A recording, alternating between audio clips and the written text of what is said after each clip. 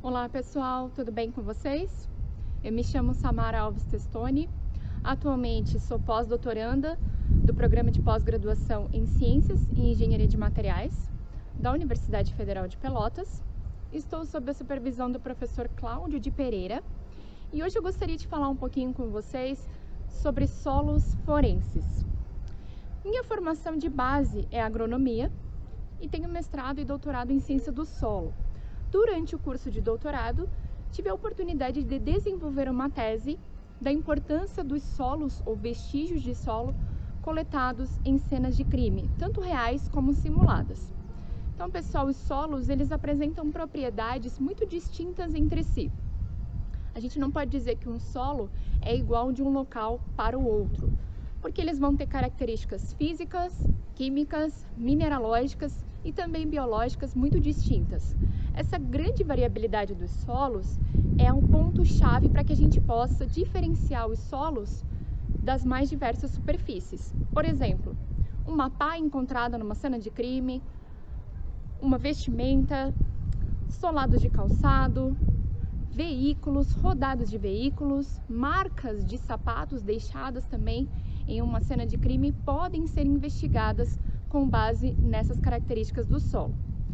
Com base nessas coletas de cena de crime simulada que vocês verão logo na sequência, a gente vai compreender qual é a dinâmica que a gente propõe aqui para fazer coletas, então, de vestígios de solo no contexto criminal. Eu espero que vocês gostem dessa prática e aproveitem. Obrigada!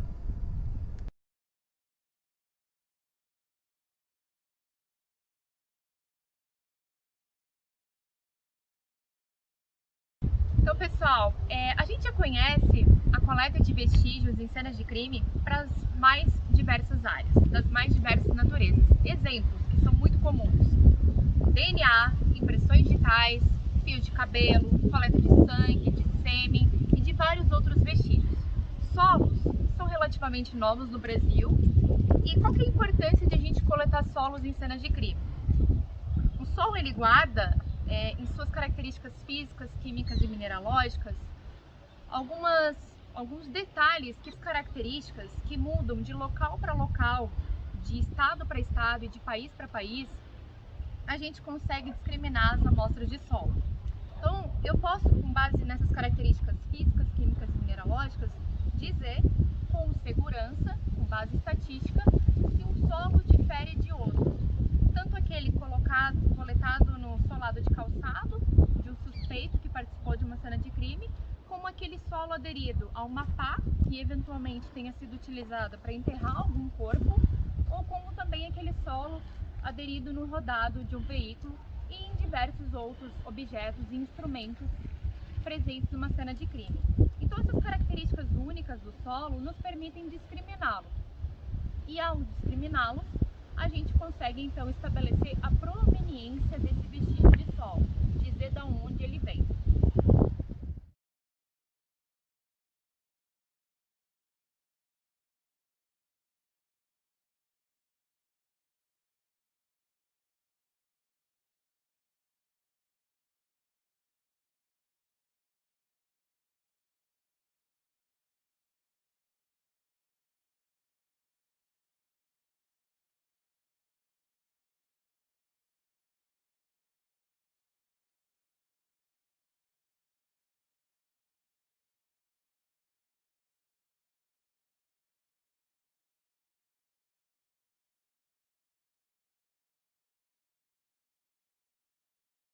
Tem a régua para demonstrar a profundidade ideal.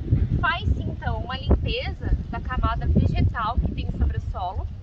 A gente procura então eliminar restos de folhas e galhos que não farão parte da coleta e atinge então essa camada de 0 a 5 centímetros. Com o instrumento de plástico, você utiliza então para remover a amostra do solo e transportar aqui para o frasco esterilizado.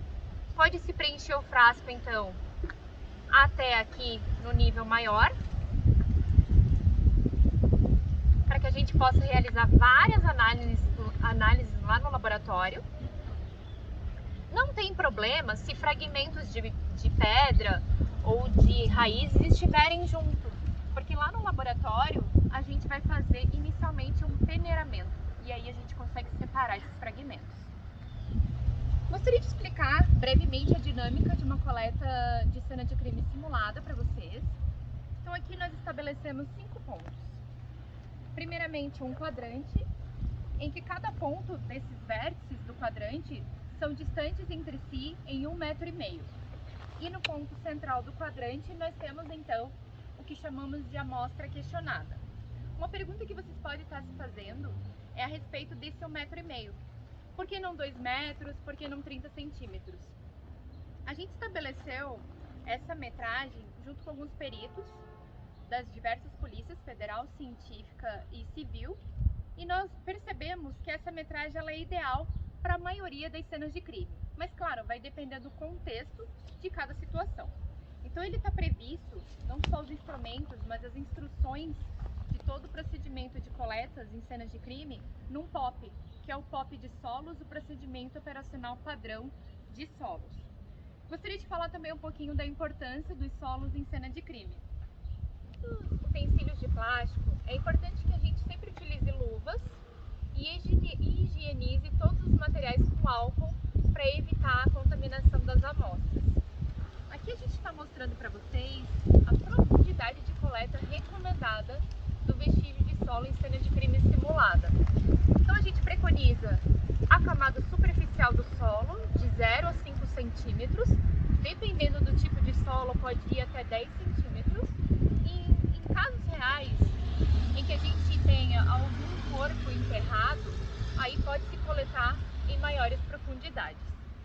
Além disso, é importante que ao chegar no local, a gente obtenha fotos panorâmicas e de várias perspectivas do ponto de coleta.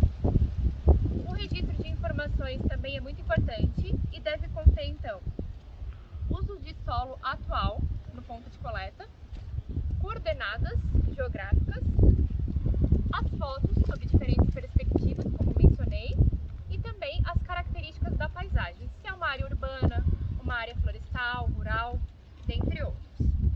Aqui, pessoal, nós temos então um pote para cada ponto e uma identificação preliminar. Essa identificação, ela diz respeito então ao ponto de coleta aqui no quadrante e ao local onde a gente estabeleceu esse quadrante.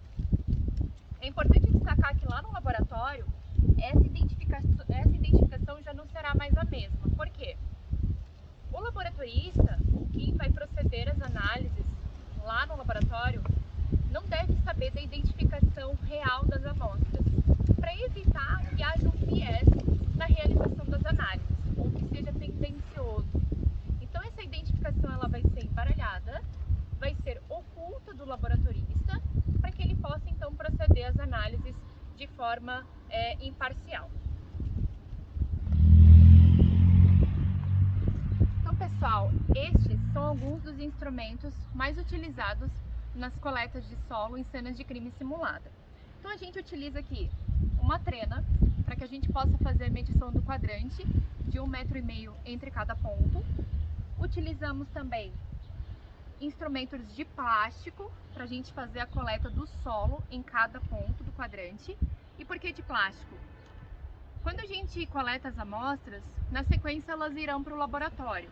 Se nós utilizarmos instrumentos que sejam feitos de metal, eles podem se aderir à amostra de solo e dar alguma interferência na análise química ou elementar lá no laboratório. E com o plástico, esse tipo de problema não acontece.